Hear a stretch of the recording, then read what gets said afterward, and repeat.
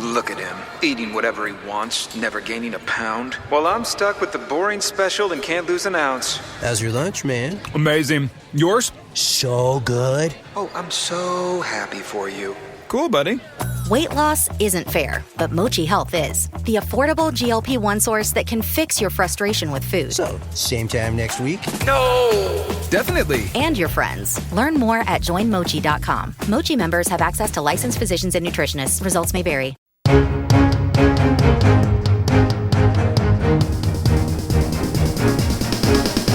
This is the Washington Times front page for Monday, February 9th, 2026. Thanks for starting your week with us.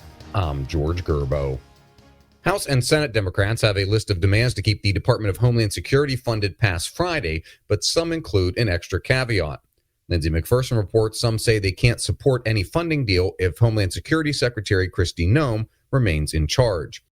Florida Representative Maxwell Frost suggested the majority of the House Democratic caucus would have trouble supporting a funding deal with Noem remaining in charge.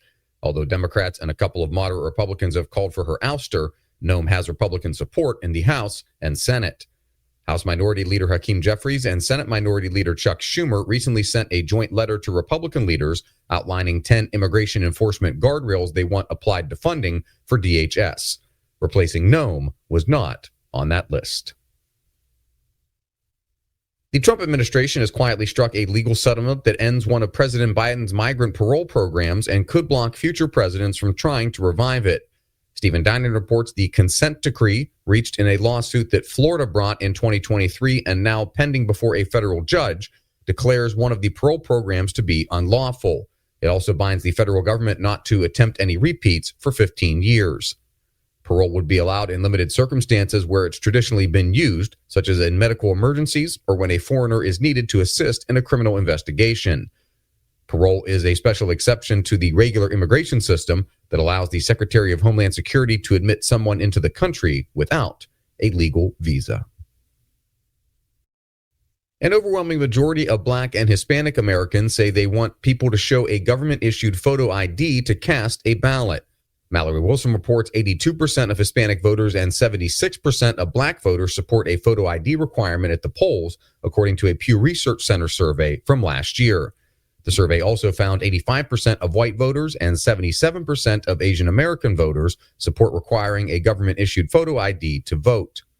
Although a photo ID requirement is more popular among Republicans at 95%, it's also supported by 71% of Democrats. Congressional Democrats are now lining up against Republicans' SAVE Act, which is scheduled for a vote this week in the House. It will require proof of citizenship to register to vote and a photo ID at the polls. Democrats maintain that the Republican bill is designed to hurt voters. The SAVE Act has a slim chance of passing the Senate without significant Democratic support.